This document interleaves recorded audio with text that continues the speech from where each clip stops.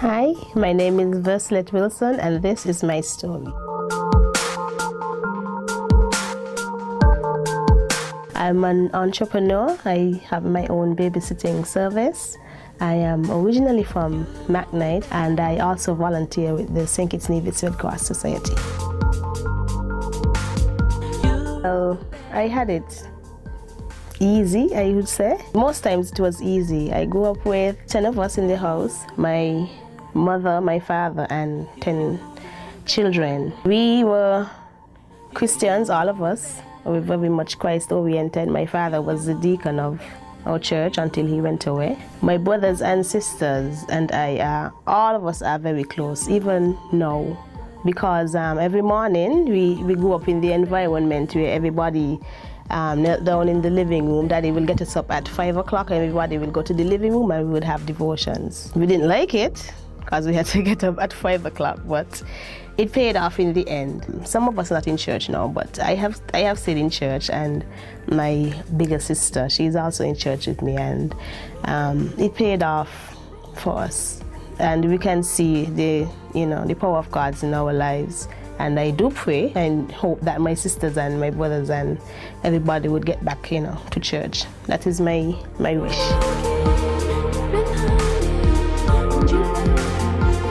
We all get along very well. At times when we were growing up, we had our difficulties, little fights here and there, because, you must rub shoulders sometimes. I could recall one time I got up for school and made my own breakfast, and I had my egg on the table with my brother and everything, and I went to do something and I came back and my brother ate it, and I was so upset, and he was much bigger than me, and I decided to go and fight him. And we were both fighting, and Mommy ended up beating both of us. Even though he was big, he was still in the house, and they weren't afraid to correct us when we were wrong. And to my surprise, during the day while I was at school, a teacher came to me and told me I had a visitor at the office, and when I went to the office, it was my brother. He came to apologize, and I found that was so touching. But yeah, that stood out, with me through life. That no matter how big you may feel you are, it's always humbling to go and say, I'm sorry, and make peace. And having bad blood between siblings, especially, a friend maybe, but between siblings, that's a no-no. Everybody has to be, tightly knit, because you never know what can happen in the future. You never know when you're gonna need a hand, you're gonna need help, So it's always good to stay close and connected to your family. Because our lives was about church. We go to school, we come home, we had our different chores. I actually could remember on the wall we had a roster, so you knew your day to wash dishes, because it was 10 of us. So your day to sweep the yard, your day to feed the cats, your day to everything. Yeah, we had a lot of cats. We had about 20 cats in the house, so we had to change the litter box, feed the cats, sweep the yard, do the dishes, make up your bed, and everybody had their own little part to play. So it was pretty smooth running. And from school, work, you come home, everybody did their chores, and then get ready for church. We go to church, we come home, we sleep. That was basically the day. The only violence we used to have that I could recall is village school children stoning Irish tongue school children. Basically the fights was about the village school against Irish tongue school. And I went to village school, very proud of that. And that was basically the most about the fights. Not much violence. You know, December time, we used to have a lot of masquerades on the road. They would come down and parade through the streets, and we'll go up to the top of the road. That was very convenient for us. We'll go up to the top of the road on Greenlands, watch the troops pass and stuff. But when we were smaller, but nah, not much violence. I think it's something that was festering. I heard somebody that I look up to, he made a comment at a time that there was this period in time where a lot of young people started getting children, and those children grew up having young parents not being able to, you know, guide them properly. A lot of them were being raised by grandparents. A lot of them were being raised by single moms, and the moms had to work a lot of jobs, and grandparents, sometimes the grandparent might be too old, not able to, you know, deal with the young persons properly, and so they go and they hang out with peers, hang out with the wrong company, and that's why they started to get in trouble. They found things that they thought would make it easier for them in life, like, you know, they start to smoke weed, and then maybe they start to sell, get a little extra money because, you know, mommy probably have things hard, or, you know, you're going up with granny and granny have things hard, and you're looking at better life, and they try to look for the better life, you know, illegally, rather than, you know, trying to stick it out and go to school and learn the lesson. They try, you know, make the quick bucks. And I think that's one of the things, you know, having young parents, that's one of the things that started, you know, putting the children off track, you know.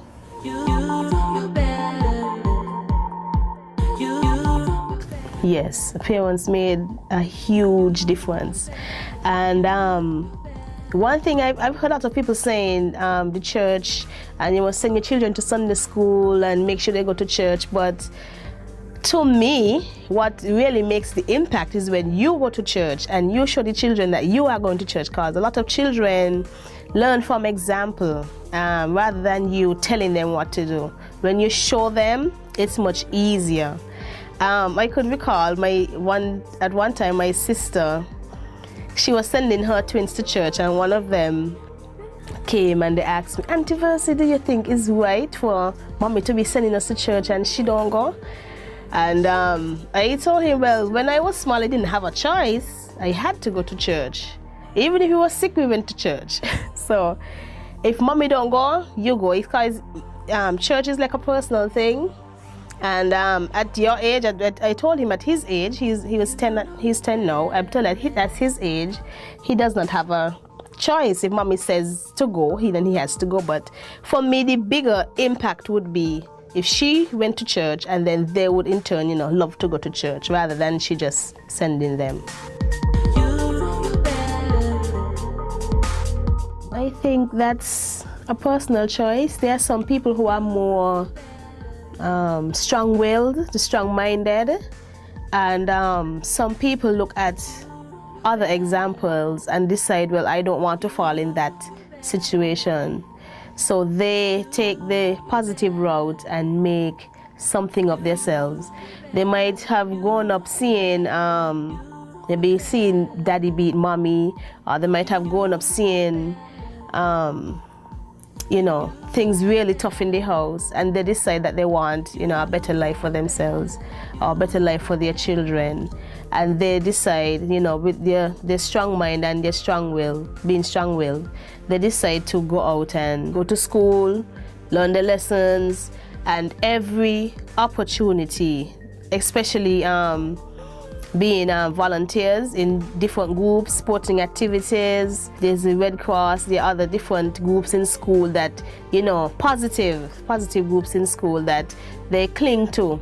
I remember, I don't know if they have it now, but I remember in high school they had the Teen Challenge, and that was also a very positive thing where the children come together and they would sing gospel song. Most of the time they will have the assembly in church and they would do, Christ-oriented stuff. And that was a positive thing to look forward to in school, rather than just, hanging around and, sit down on the tree, not doing anything positive with your life.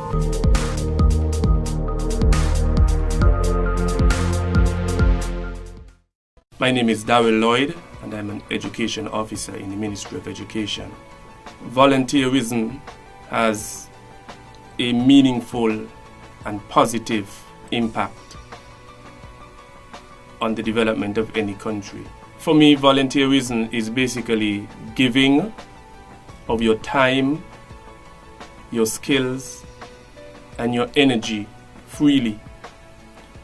Volunteerism is basically networking opportunities.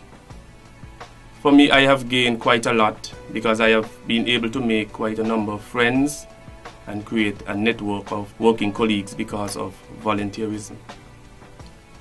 When I find that I am bogged down or locked in with the daily routines of my work, I use the opportunity to be very much involved in volunteer work. Volunteerism creates a balance for me. It also gives me the opportunity to release myself from any stress, and also the opportunity to lend of my expertise to any organization. I would want to encourage you as much as possible to become very much involved in volunteer work. Give, gain, grow. Volunteer.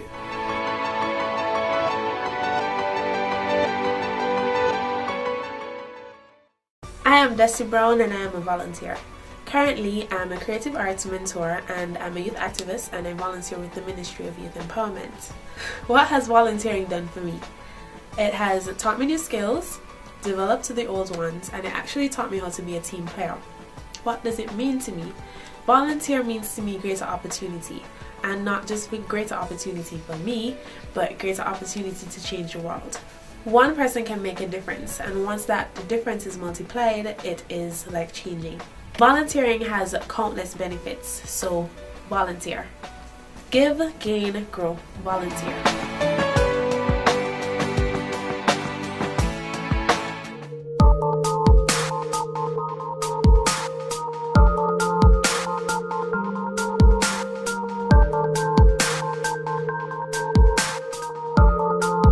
The community plays a big role. Well, for me, I grew up just, the Red Cross was just on the corner from me. So, when I was 15 years old, I decided to join.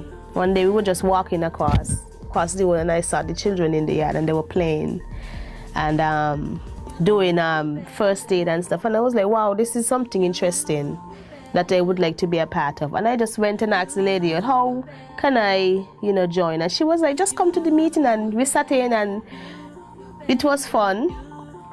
Got to meet new friends, and we learned first aid. And I think that was one of the things that drove me into my profession as an EMT. I was an EMT. The joy of looking after people, making sure it's like, you help somebody to, be healthy, you help them to live, and, when you look back and you say, oh, wow, I helped that person, and, look where he is, it's just fulfilling, It's not always about money, but most of the time the joy that you get from helping others is just, at a loss for words. As a child, my mom was my role model. As an adult, I look up to my big sister, Carolette. My pastor, he's also been, very influential in my life, and my Sunday school teacher. They're the three persons that I look up to right now. Been very positive persons in my life.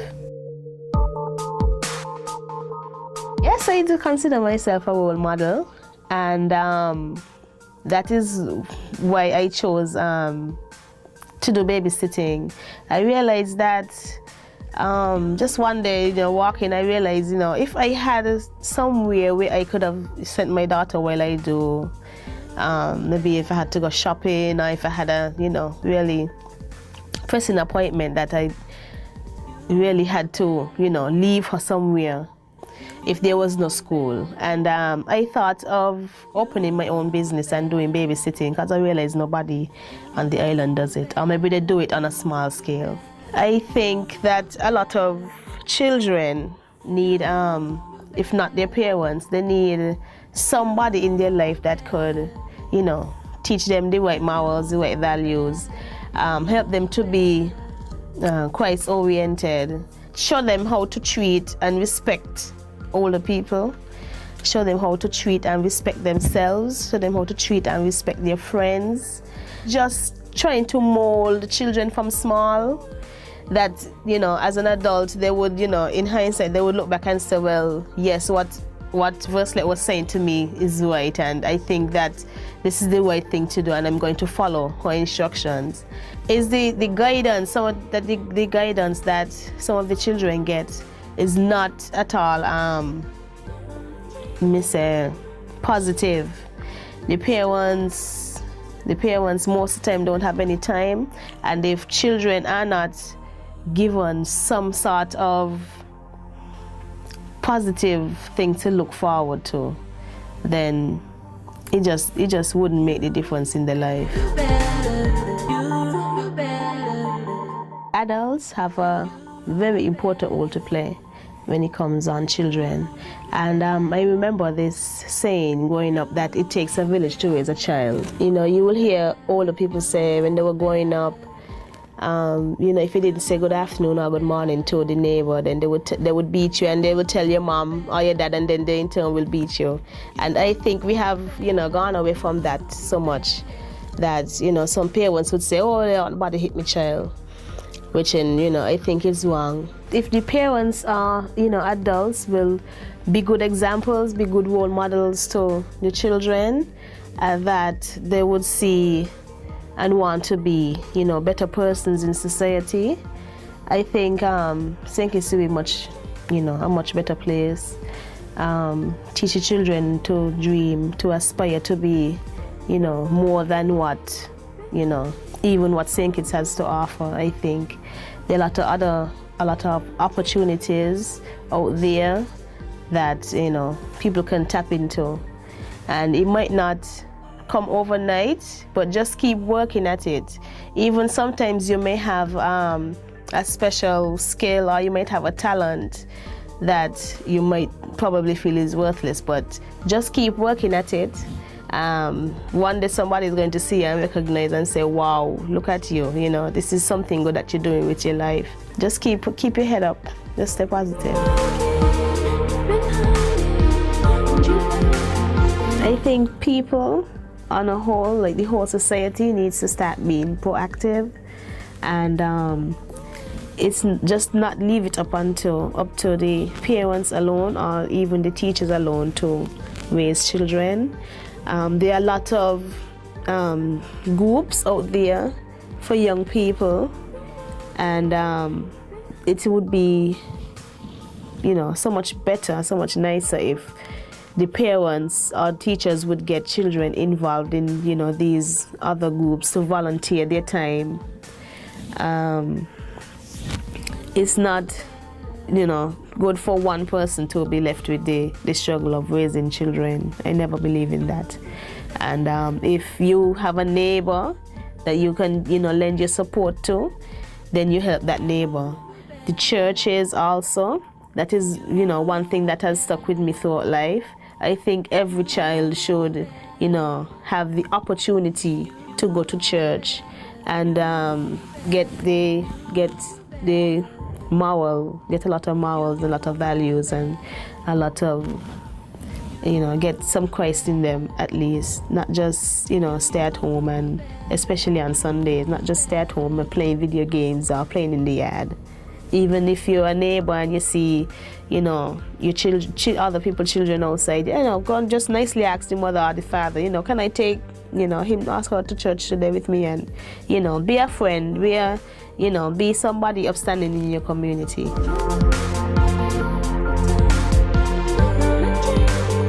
I own my own babysitting service. It's called Pals for Kids, and I'm located at Wade's Garden. And there I try my utmost best to help mold young minds, teach them good values, good morals. It's a big, spacious environment, big backyard. The children can, you know, play on the swings and everything. I do after-school activities also for. Like it basically caters for parents that has to work late and school finishes at 3:30, and there's, you know, they come to me. I help them with their homework, you know, help them with their reading, their math, or other weak areas that they might have. I also do night sitting when school is out. For holidays, I do camps. We go on different field trips, teach them art and craft, we teach them cooking. I am located at Wade's Garden in the building that formerly housed Sky Academy. My phone number is 763-3153, and my email address is vercewilson@gmail.com. Call me or drop in and visit at any time. Don't ever think that, you know, your life is over. I have, you know, gone through a lot of rough patches in my life, but one thing that has kept me is staying in church. That is, you know, that's like a big part of my life. Without God, you know, you just won't move anywhere. You just won't. Young people need to be proactive. Don't just wait for somebody to come and tell you, you know, do this or do that. You go out and see what you can do to better your life, or to better your community, to better your church, to better your society, to better the country. Don't just, you know, be the stereotype and let, you know, the older ones say all young people are like, you know. Try and break out of that and show them that you can be something much better. My name is Vercelette Wilson, and thank you so much for listening.